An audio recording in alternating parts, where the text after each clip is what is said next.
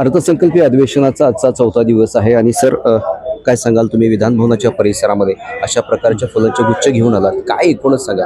हे आर्टिफिशियल फुलं आहेत आणि हे वापरलेली फुलं आहेत, ही न वापरलेली फुलं. तुम्ही जर पाहिलं तर ह्याचा रंग एकदम फ्रेश दिसतो आणि ह्याचा रंग फेड झालेला आहे. तर सांगण्याचं तात्पर्य एकच आहे की आर्टिफिशियल फुलांमध्ये जो रंग वापरला जातो हा टॉक्सिक असतो आणि हा टॉक्सिक कलर ज्यावेळेस वातावरणामध्ये मिसळतो आणि मिसळल्यामुळे हा आपल्या श्वासाच्या माध्यमातून आपल्या शरीरामध्ये जातो आणि त्याच्यामुळे अडचण अशी होते की फुफ्फुसाचे आजार असतील, अस्थमासारखे आजार असतील किंवा कॅन्सरसुद्धा या फुलांमुळे, या फुलांवरती वापरल्या गेलेल्या रंगामुळे होतो. त्यामुळे माझी आज लक्षवेधी आहे, मी सरकारला विनंती अशी करतोय की ह्या फुलांवरती तात्काळ बंदी आणणं गरजेचं आहे. बंदी जर आली तर नक्कीच ह्या फुलांचा वापर हा कंट्रोलमध्ये येऊ शकतो आणि तो आल्यामुळे जे काही काय म्हणणार शरीराची हानी होऊ शकते किंवा आरोग्याची हानी होऊ शकते ही कुठेतरी कंट्रोल होऊ शकते. गेल्या अनेक वर्षांपासून तुम्ही हे वेगवेगळे मुद्दे घेऊन येत आहे, तारांकित प्रश्न असतील, लक्षवेधी असतील, परंतु तात्पुरती कुठेतरी कारवाई होताना आपल्याला पाहायला मिळते. या संदर्भात देखील पूर्ण ठोस अशी कारवाई होईल असं वाटते, कारण की पनीरचा मुद्दा देखील तुम्ही हातामध्ये घेतला होता.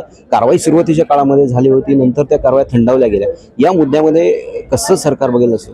मुळात म्हणजे काय आहे की काही गोष्टी अशा असतात की सरकारबरोबर आपली सुद्धा एक सोशल रिस्पॉन्सिबिलिटी असते. एक जनतेमध्ये एक अवेअरनेस होणं गरजेचं आहे. त्यामुळे जर ह्या मुद्द्यांच्या माध्यमातून एक अवेअरनेस क्रिएट झाला तर नक्कीच त्याचा फायदा हा जनतेच्या आरोग्याला झाल्याशिवाय राहत नाही. तेव्हा माझी विनंती अशीच आहे की सरकार तर कायदे करेल, सरकार इम्प्लिमेंटही करेल, सरकारला आम्ही धारेवर धरतोय, प्रश्नही विचारतोय, पण ह्याचबरोबर मीडियाने जी जनजागृती केली. आपण आर्टिफिशियल पनीरचा जो मुद्दा आला होता त्याच्या आधी लोकांना माहिती नव्हतं की खातो हे पनीर आर्टिफिशियल आहे का नॅचरल आहे.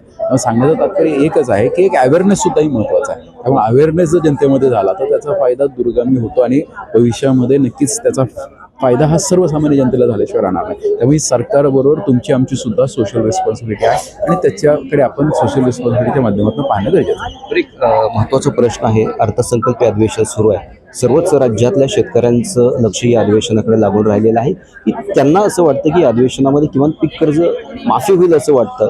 तुम्हाला काय वाटतं? तुम्ही सत्ताधारी आमदार आहात, तुम्हाला काय त्या संदर्भातली माहिती आहे किंवा काय?